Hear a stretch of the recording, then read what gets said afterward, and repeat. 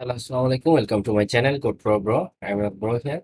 তো আজকে থেকে আমাদের একটা নতুন সিরিজ শুরু হতে যাচ্ছে, সেটা হচ্ছে সবার জন্য সি প্রোগ্রাম।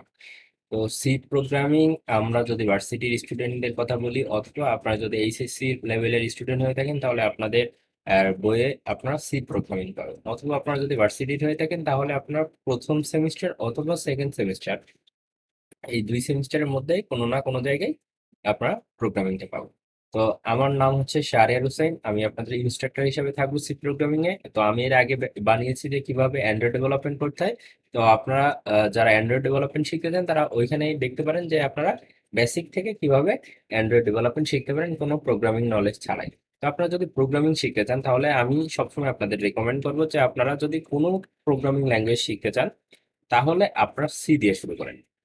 অনেকে বলবে যে পাইথন দিয়ে শুরু করতে, কিন্তু আমি একটা জিনিস বলি, দেখেন, প্রোগ্রামিং ল্যাঙ্গুয়েজ কিন্তু অনেকগুলো আছে। তো আপনি সাপোজ পাইথন দিয়ে শুরু করেন, এবং পাইথন আমি যতদূর জানি কিংবা আমি যতটুকু পড়েছি, পৃথিবীর সব থেকে সহজ প্রোগ্রামিং ল্যাঙ্গুয়েজ। কিন্তু এখন যদি আপনি বলেন তাহলে আমি সহজ বাদে কেন আমি কঠিনটা শিখবো, আপনি কঠিনটা শিখবেন। কারণ দেখেন, আপনার এখানে কি সমস্যাটা হবে পাইথন শিখলে, যে আপনি পাইথন শিখলেন, শেখার পরে দেখা গেল আপনার পাইথন ভালো লাগলো না, আপনি অ্যাপস ডেভেলপমেন্ট শিখবেন, দেখা গেল নেটিভ অ্যাপস অথবা ফ্লাটার, তো আপনাকে ডার্টে আসতে হবে।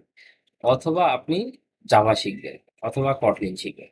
তো জাভা, কটলিন এইগুলো কিন্তু একটু অন্যরকম ল্যাঙ্গুয়েজ। তো এই ল্যাঙ্গুয়েজ গুলো যে সময় আপনার করবেন, তখন আপনার মনে হবে কি যে পাইথন তো অনেক সহজ, আমি এত কঠিন কিভাবে করবো, আপনি মানে বুঝতে পারবেন না। পাইথন জাস্ট প্যারাগ্রাফের মতন আপনি লিখে যাবেন, আপনার কোড হয়ে যাবে। ঠিক আছে, তো এই জন্য আমি সবসময় বলি যে আপনি সি প্রোগ্রামিং দিয়েই শুরু করেন। কারণ সি প্রোগ্রামিং একটু কঠিন হলেও আপনি বেসিক কনসেপ্ট গুলো বুঝে যাবেন, যে আসলে প্রোগ্রামিং ল্যাঙ্গুয়েজ কিভাবে কাজ করে, এবং প্রোগ্রামিং ল্যাঙ্গুয়েজ দিয়ে কিভাবে আমরা একটা কাজ সম্পন্ন করতে পারি। তো চলেন কথা না বলে আমি বেসিক কিছু কথাবার্তা বলি। তো যেহেতু আমরা আজকে থেকে যে ভিডিওটা শুরু করব, এই সিরিজটা সম্পূর্ণ স্টুডেন্টদের জন্য, সেহেতু আমি একদম ফর্মাল কথা বলবো, তার সাথে আমি একদম মানে বাস্তব কোনো সিনারিওর সাথে অথবা বাস্তব কোনো উদাহরণের সাথে বুঝাই বুঝে আপনাদেরকে প্রোগ্রামিং শেখাইতে চেষ্টা করবো। তো আশা করি আপনারা এখান থেকে যতটুকু শিখবেন, আশা করি আপনারা ভুলবেন না। আমি যতটুকু শেখানোর ট্রাই করবো, আমরা একদম কোর জিনিসগুলো যেন আমরা পরবর্তীতে যে কোনো ল্যাঙ্গুয়েজ শিখতে গেলে কাজে লাগে, অথবা আমরা একদম প্রোগ্রামিং ল্যাঙ্গুয়েজে এখানে হাতে খড়ি হচ্ছে যেহেতু, আমরা ফুল বুঝতে পারি যে আসলে প্রোগ্রামিং ল্যাঙ্গুয়েজ কিভাবে কাজ। তো এইখানে দেখেন আমার একটা ডেফিনেশন দেওয়া আছে। তো প্রোগ্রামিং ল্যাঙ্গুয়েজ আসলে কি, এটা এখানে বলা আছে, এই programming language is a formal language design to communicate instructions to a computer. তো এইখানে বলা হয়েছে যে প্রোগ্রামিং ল্যাঙ্গুয়েজ একটা ফর্মাল ল্যাঙ্গুয়েজ, যেটা ডিজাইন করা হয়েছে হচ্ছে কমিউনিকেট, মানে আপনার কম্পিউটার অথবা আপনার ডেস্কটপ অথবা আপনার যে ফোন আছে অথবা আপনি যে কোনো ডিভাইস আছে, সেইটার জন্য যে মানুষের সাথে যে কমিউনিকেট করবে, সেটার জন্য একটা একটা ভাষা লাগবে, তাই না? তো আপনারা একটা জিনিস জানেন যে আপনার কম্পিউটার কিন্তু জিরো আর অন ছাড়া বোঝে না, মানে হাই অথবা লো। তো আপনি যদি হাই কারেন্ট দেন তাহলে একটা জিনিস হবে, আপনি যদি লো কারেন্ট দেন সেখানে আরেকটা জিনিস হবে। এই সিগন্যাল গুলো তো আপনি আর জিরো অন করে লিখতে পারবেন না। তারপর আপনি লিখতে চাচ্ছেন আপনার নাম, তা আমার নাম শাহরিয়ার, তা আমি লিখতে গেলে কি করবো, SHARIAR, শাহরিয়ার লিখবো না? আপনি তো দিবেন না যে 011010, এমন না, আপনি বাইনারিতে দিবেন না, ঠিক আছে? তার জন্য কি হবে, যে আমার একটা ল্যাঙ্গুয়েজ প্রয়োজন হবে। তো আপনি যদি আপনার কম্পিউটারের সাথে কথা বলতে চান, তাহলে তো আপনি কথা বলতে পারবেন না। যে আপনি যদি ওকে বলেন যে তুমি আমার অমুক ফ্রেন্ডে একটা মেসেজ সেন্ড করে দাও, তো বললে কি কাজ হবে? হ্যাঁ, আপনি বলতে পারবেন কিভাবে, যে একটা সফটওয়্যার মাধ্যমে, যে আপনি একটা সফটওয়্যারে যায় কমান্ড দিলেন কি, যে সেন্ড বাটনে ক্লিক করেন, একটা মেসেজ লিখে সেটা সেন্ড হয়ে গেল। এটা কিন্তু আপনি ওকে বলছেন যে আপনি সেন্ড করেন, আপনি সেন্ড বাটনে যে সময় ক্লিক করছেন, আপনি নির্দেশনা দিয়েছেন যে আমি এই বাটনে যে সময় ক্লিক করবো এটা সেন্ড হবে, এর আগে কিন্তু সেন্ড হবে না। তো আপনি যে একটা নির্দেশনা দিচ্ছেন, এইটা যে এক্সিকিউট হচ্ছে, মানে আপনার কাজটা যে সম্পন্ন হচ্ছে, এটা কিন্তু প্রোগ্রামিং ল্যাঙ্গুয়েজ দিয়ে করা হয়। তো এখানে সেটাই বলা হয়েছে যে programming language is a formal language designed to communicate instructions to a computer. ঠিক আছে, it provides a sets of rules and syntax that allow programmers to write code to create software application, website, or perform other computational tasks. তো এইখানে এখানে কি বলা হয়েছে, যে এইখানে কিছু রুলস আছে, যে আপনি চাইলেই, আপনি সাপোজ একদম চাইনিজের সাথে কথা বলবেন, তো চাইনিজ সে হচ্ছে বাংলা বুঝে না, আবার ইংলিশও বুঝে না। আপনি চাইলে কি তার সাথে বাংলাদেশে কথা বলতে পারবেন না, কারণ আপনার তাকে তো বুঝাইতে হবে যে আসলে আপনি কি বলতে চাচ্ছেন। তো তাকে যখন আপনি বুঝাইতে যাবেন তখন আপনার অবশ্যই চায়না ভাষায় কথা বলা লাগবে, কারণ সে চায়নাই জানে। তো এইখানেও সেম রুলস যে আপনি যে কম্পিউটারের সাথে কথা বলতে পারবেন সেটার জন্য আপনার কিছু রুলস ঠিক করে দেওয়া আছে, আপনি এটার বাইরে কিছু বললে সে বুঝবে না। ঠিক আছে, তো এখানে বলা আছে সেটস অফ রুল, মানে কিছু সেটস অফ রুল দেওয়া আছে যে আপনার একটা দেখা গেল প্রিন্ট করতে গেলে কি দিতে হবে সেটা এখানে বলা আছে। তো সেটা দিবেন। দেওয়ার পর এখানে কিছু সিনটেক্স আছে, যেমন আমরা যে সময় কাজ করবো সে সময় দেখবো যে প্রিন্ট এফ, আমরা যখন প্রিন্ট এফ লিখি তখন কি একটা জিনিস প্রিন্ট হয়। ঠিক আছে, তো এটা আমরা যে সময় কাজ করবো আস্তে আস্তে বুঝতে পারবো যে একটা জিনিস কিভাবে। তো আমরা প্রোগ্রামিং ল্যাঙ্গুয়েজ আসলে কি জন্য শিখি সেইগুলো এখানে দেওয়া আছে, যে আমরা প্রোগ্রামিং ল্যাঙ্গুয়েজ শিখি যে সফটওয়্যার অ্যাপ্লিকেশন, মানে আপনি যে এখন যে ভিডিওটা দেখতেছেন ইউটিউবে, এটাও তো একটা সফটওয়্যার। আপনি হয় ফোনে দেখতেছেন অথবা আপনার ল্যাপটপে দেখতেছেন। তো ল্যাপটপ কম্পিউটার যেটাই দেখেন না কেন সেইখানে কিন্তু একটা ওয়েব ব্রাউজারে দেখতেন, তো ওয়েবও কিন্তু একটা সফটওয়্যার। ঠিক আছে, আমরা অনেকে ভাবি যে ওয়েব একটা সফটওয়্যার না, আসলে ওয়েবও একটা সফটওয়্যার, যেইটা একটা সিস্টেম আছে, যে সিস্টেমটা ডেভেলপ করায় সম্পূর্ণ একটা সফটওয়্যার।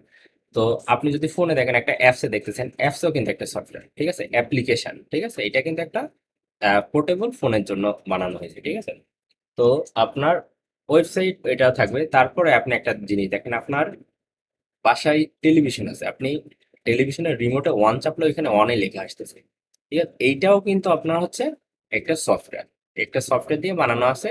ওই টেলিভিশনের মধ্যে একটা প্রোগ্রাম আছে, আপনি যেটা ক্লিক করবেন সেটা কি কাজ হবে সেটা হচ্ছে আপনি জেনে খুব অবাক হবেন।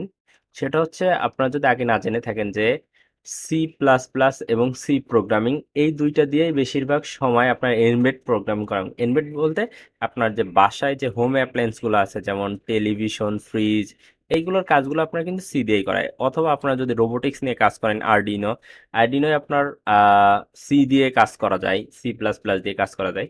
তো আপনারা যদি অনেকে ভেবে থাকেন যে সি কেন শিখবো, তো সি কে বলা হয় মাদার অফ প্রোগ্রামিং ল্যাঙ্গুয়েজ। ঠিক আছে, তো আপনারা যদি এইটা শিখেন তাহলে আপনারা কিন্তু রোবোটিক্স নিয়ে কাজ করতে পারবেন। আপনার বেসিক কনসেপ্ট ক্লিয়ার হলে আপনার যে কোনো প্রোগ্রামিং ল্যাঙ্গুয়েজ আপনি শিখতে পারবেন। তারপর হচ্ছে আপনার যে অপারেটিং সিস্টেম আছে এইটাও কিন্তু আপনার সি দিয়ে বানানো। তো এইগুলো আমি বিস্তারিত পরবর্তীতে বলবো। তো আমরা মোটামুটি কিন্তু ধারণা পেয়েছি যে প্রোগ্রামিং ল্যাঙ্গুয়েজ আসলে কি। তো আমরা এখানে প্রোগ্রামিং ল্যাঙ্গুয়েজ কি এটা তো বুঝতে পারলাম যে programming language is a formal language design to communicate instructions to a computer. ঠিক আছে, আমরা কম্পিউটারের সাথে কথাবার্তা বলার জন্য যে একটা সিস্টেম তৈরি করেছি সেটা হচ্ছে প্রোগ্রামিং ল্যাঙ্গুয়েজ।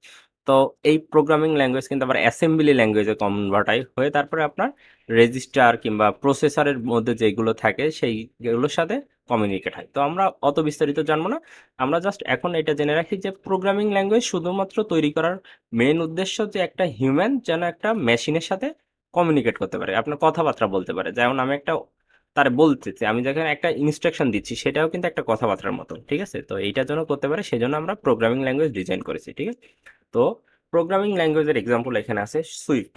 সুইফট আসলে কি? সুইফট হচ্ছে আপনার যে অ্যাপেল ওএস, যেটা দেখছেন আপনারা যে আইফোনে যে আপনারা একটা ওএস থাকে, মানে আইফোনের যে অপারেটিং সিস্টেমটা সেইটা কিন্তু সুইফট দিয়ে ডেভেলপ।